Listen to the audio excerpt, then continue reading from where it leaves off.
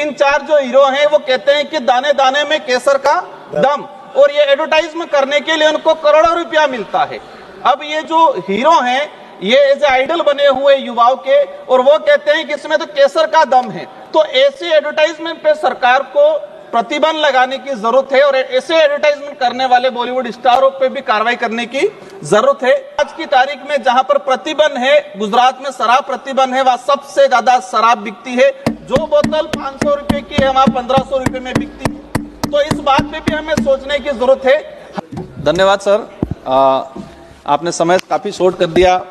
मैं आपको केंद्रीय उत्पाद शुल्क संशोधन विधेयक 2025 पर मेरे जो विचार प्रकट करना चाहूंगा आपके माध्यम से। माननीय मंत्री महोदय, सर कैमरा नहीं आया, कैमरा आ गया सर, आपके माध्यम से मंत्री महोदय और सरकार तक मेरे कुछ विचार पहुंचाना चाहूंगा।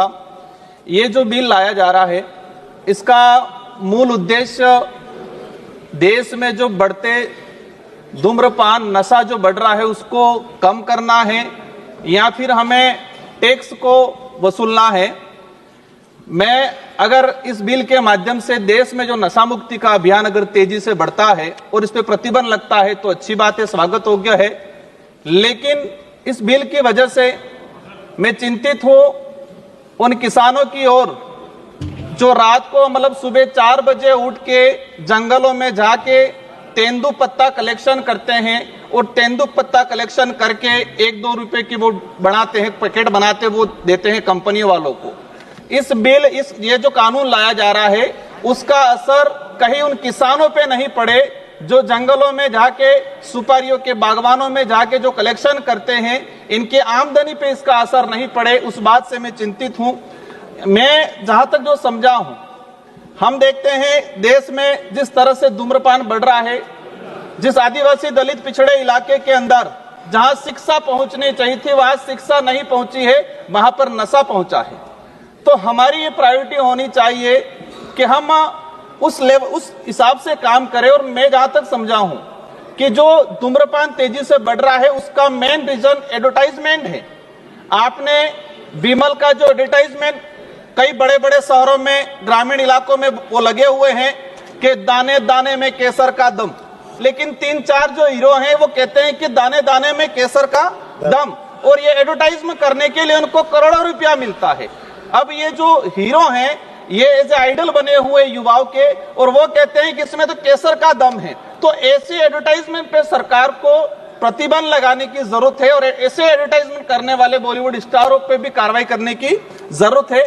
आज ट्राइबल इलाके के अंदर देखा गया है, मेरे जो जिला है डूंगरपुर और संसदीय क्षेत्र मेरा बांसवाड़ा, एक दिन के अंदर मैंने बीच में हिसाब लगाया था, एक दिन के अंदर 1 करोड़ 10 लाख के आसपास विमल का उत्पाद मतलब कहे की बिक्री होती है। और इसका मूल जो रीजन है कि हमारा कोई इस पे प्रतिबंध नहीं है, किसी प्रकार का कंट्रोल नहीं है, डुप्लीकेट चीजें भी बन रही है। सरकार जो ओरिजिनल जो सिगरेट बीड़ी तंबाकू उस पे, लेकिन इसकी कॉपी होके मार्केट में और विशेषकर ग्रामीण इलाके में इसकी जो डुप्लीकेट कॉपी है, डुप्लीकेट जो चीजें जा रही है, इस पे सरकार क्या करेगी।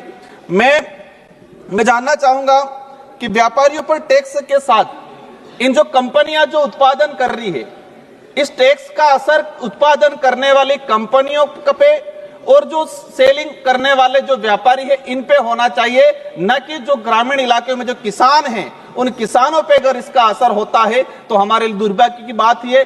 प्रतिबंध, मैं कहता हूं कि प्रतिबंध करना चाहिए, लेकिन प्रतिबंध की बात आती है तो हमें एक चीज ये भी उदाहरण के तौर में सामने आता है कि गुजरात के अंदर शराब प्रतिबंध है, लेकिन आज की तारीख में मेरा नजदीकी राज्य है, आज की तारीख में जहां पर प्रतिबंध है, गुजरात में शराब प्रतिबंध है, वहां सबसे ज्यादा शराब बिकती है। जो बोतल 500 रुपए की है वहां 1500 रुपए में बिकती है। तो इस बात पे भी हमें सोचने की जरूरत है।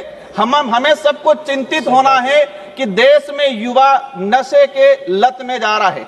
माननीय अध्यक्ष महोदय, एक बात, सभापति महोदय, एक बात और ले जाना चाहूंगा कि जो भक्ति जो मार्ग है या संत जो मार्ग है, अधिकतर संत अच्छे विचारों अच्छे आइडियोलॉजी के हैं, लेकिन कुछ जो ऐसे संत हैं जो धर्म की आड़ में वहां पर नशा का जो जैसे कि अफीम है, गांजा है, ऐसे कई मंठों के अंदर कई धार्मिक स्थलों में भी इसका उत्पादन होता है, क्योंकि वो धर्म के आसपास से तुम्हारी कोई कार्रवाई भी नहीं होती है, तो ऐसी जगह भी कार्रवाई होनी चाहिए।